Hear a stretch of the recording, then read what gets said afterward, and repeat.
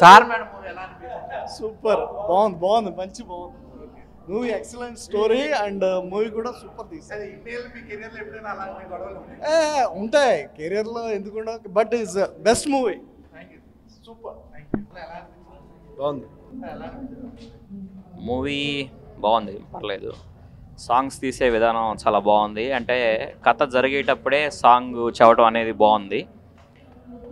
Taking కానీ క్లీన్గా కథ మీదే వెళ్ళటం సినిమా అంతా కూడా బాగుంది.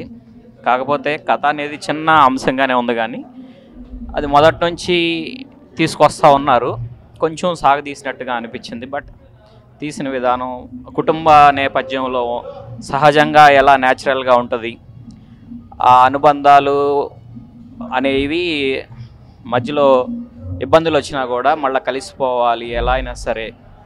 డైవర్స్ ఎక్కువ జరుగుతున్నాయి కదా, ఎవరు సర్దుకోకుండా అనుబంధంలో ఉన్నప్పుడు అట్లా జరుగుతూనే ఉంటాయి అనేది దీంట్లో కాన్సెప్ట్.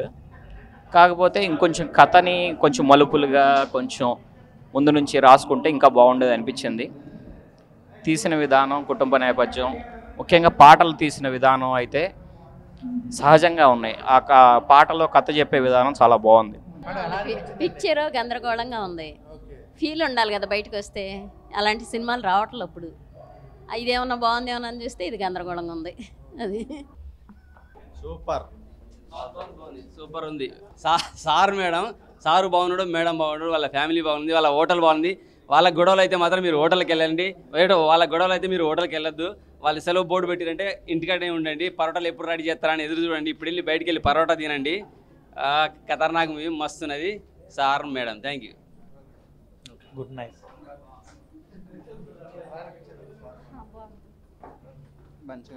సూపర్, అదిరిపోయింది సినిమా.